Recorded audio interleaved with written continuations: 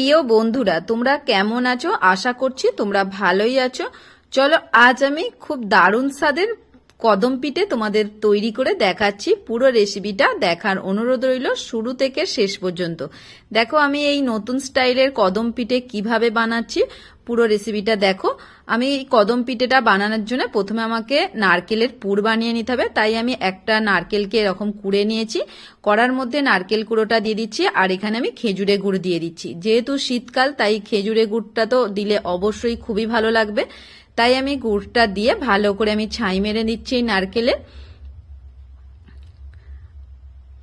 আর তোমরা এই কদম পিঠের পুরটা নারকেলের পুরো করতে পারো, কিংবা সন্দেশের পুরো করতে পারো, কিংবা ক্ষীরের পুরো করতে পারো। আজ আমি নারকেলের পুর দিয়েই কদম পিঠেগুলো বানাচ্ছি। পুরো রেসিপিটা দেখো। দেখো আমার এখানে নারকেলের পুরটা তৈরি হয়ে গেছে। এরপর কড়া পরিষ্কার করে আমি বড় বাটির 1 বাটি জল দিয়ে দিচ্ছি। তারপর আমি এখানে চালের গুঁড়ো দিয়ে দিচ্ছি 1 বাটি। চালের গুঁড়োটা দেবার পরে খুন্তিতে করে একটু নেড়ে ছেড়ে নিয়ে গ্যাসটা অফ করে দিচ্ছি। এই দেখো এইরকম একটা মন্ডর মতন হয়ে গেছে। এরপর আমি থালার মধ্যে ঢেলে নিচ্ছি। একটু ঠান্ডা হওয়া পর্যন্ত আমাকে অপেক্ষা করতে হবে। একটু ঠান্ডা হয়ে গেলে তারপর আমি হাতে করে ভালো করে মাখিয়ে নেব। গরম অবস্থা একদমই মাখানো যাবে না, তাই আমি একটু ঠান্ডা হয়ে গেলে তারপর মাখিয়ে নিয়েছি। দেখো মাখিয়ে আমি এই টুকরো থেকে এক টুকরো নিয়ে নিচ্ছি, নিয়ে এইরকম গোল করে হাতে করে একটু বাটির মতন তৈরি করে নিচ্ছি। এই বাটির মধ্যেই আমি এই পুরটা দিয়ে দিচ্ছি, দিয়ে এইরকম ভাবে একটা ছোট্ট বলের মতন বানিয়ে নিচ্ছি। দেখো খুব সহজে খুব তাড়াতাড়ি হয়ে যায়।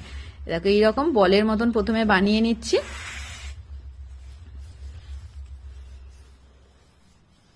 আর একটা তোমাদের তৈরি করে দেখাচ্ছি। এই দেখো আবার আমি বাটির মতন তৈরি করে পুরটা মাঝখানে দিয়ে আবার গোল ছোট্ট বলের মতন বানিয়ে নিচ্ছি। দেখো প্রত্যেকটা আমি বল এই একইভাবে বানিয়ে নিচ্ছি। দেখো আমার এখানে 8 থেকে 10টা বল বানানো হয়ে গেছে। আর এখানে আমি চাল ভিজিয়ে রেখেছিলাম, এটা হচ্ছে বাসমতি রাইস। এটা আমি কিছুক্ষণ আগে ভিজিয়ে তারপর জল থেকে তুলে নিয়েছি। আর এই যে বলগুলো চালের মধ্যে দিয়ে দিচ্ছি, দিয়ে এইভাবে আমি কোট করছি। দেখো চালগুলো কি সুন্দর এই ডোয়ের মধ্যে আটকে যাচ্ছে। দেখো কত সুন্দর দেখতে লাগছে বলো তো।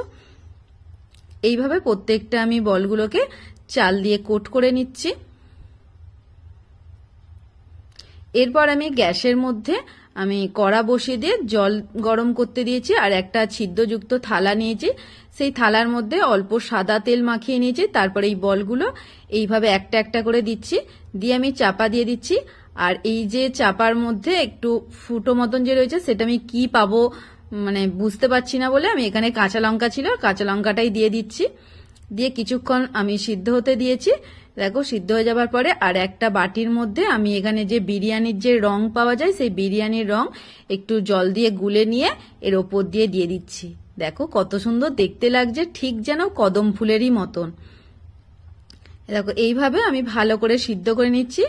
আর সিদ্ধ করে নেবার পরেই আমি তুলে নিচ্ছি। দেখো দেখতে কি সুন্দর লাগছে, খেতে খুবই ভালো লাগবে। তোমরা একবার বাড়িতে এইভাবে তৈরি করবে। আমরা তো সিদ্ধ পিঠে অনেকেই খেয়েছি, এইভাবে একবার সিদ্ধ পিঠে তৈরি করবে। কেমন লাগে অবশ্যই একটা কমেন্ট করে জানিও। একইভাবে আমি প্রত্যেকটা কদম পিঠে তৈরি করে নিয়েছি।